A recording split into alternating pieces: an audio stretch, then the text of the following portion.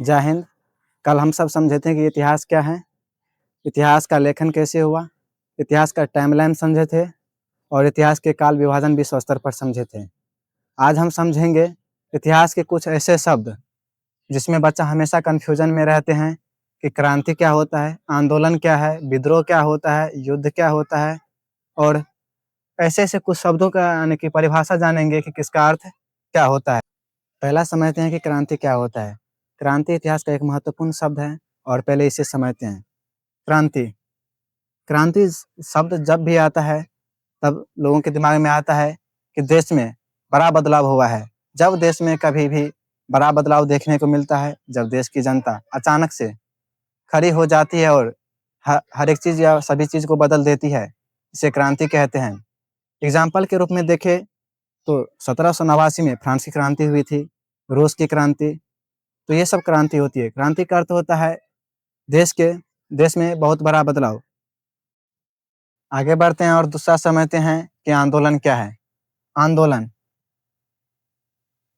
जब भी शांतिपूर्ण तरीके से किसी भी अधिकार के लिए आवाज़ उठाया जाए, उसे आंदोलन कहते हैं। दूसरे भाषा में समझे तो जिसमें एक ऐसा यानी कि आंदोलन बोलेंगे जिसमें कोई भी खून-खराबा, कोई भी लड़ाई ना हो, कोई भी रक्तपात ना हो और शांतिपूर्ण तरीके से अपने अधिकार के लिए आवाज़ उठाए, उसे आंदोलन कहेंगे। जैसे एग्ज़ाम्पल की तरह देखें तो महात्मा गांधी का सविनय अवज्ञा आंदोलन, असहयोग आंदोलन, ये आंदोलन के उदाहरण है।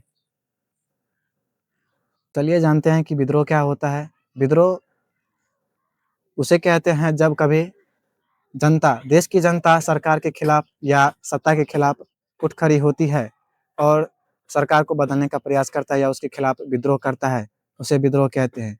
एग्ज़ाम्पल के रूप में समझे तो 1857 का विद्रोह, यह एक विद्रोह था। चलिए आगे बढ़ते हैं और अगला समझते हैं कि युद्ध क्या होता है। युद्ध, जब कभी 2 देश या 2 समूह आपस में हथियार से लड़ने लगे, उसे युद्ध कहते हैं। जब एक देश दूसरे देश पर हथियार उठा ले, उसे भी युद्ध ही कहते हैं। एग्ज़ाम्पल की तरह वर्ल्ड वॉर 1 और वर्ल्ड वॉर 2 एक युद्ध की तरह देखा जाएगा और यह युद्ध ही था। अभी वर्तमान में देखें तो इज़राइल और ईरान का युद्ध, रूस और यूक्रेन का युद्ध, ये वॉर है। अगला समझते हैं कि कैंपेन क्या होता है, अर्थात अभियान क्या होता है। अभियान, जब कभी खास उद्देश्य के लिए योजना बनाकर किया गया काम अभियान कहलाता है, कैंपेन कहलाता है। किसी खास काम के लिए योजनाबद्ध तरीके से कार्य करना ही कैंपेन कहलाता है, अभियान कहलाता है। इन सब को हम एक बार फिर से समझते हैं कि शॉर्ट में समझते हैं क्या होता है ये। क्रांति, जब कभी देश में बड़ा बदलाव देखने को मिले, वो क्रांति कहलाता है।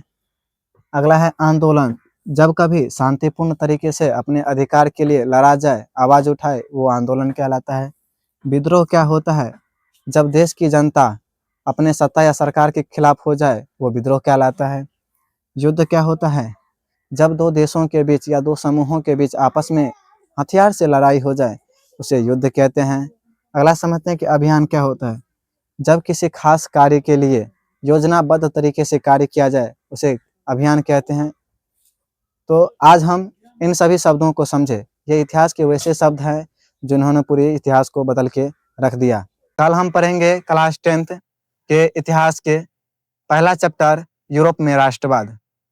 तब तक के लिए जय हिंद।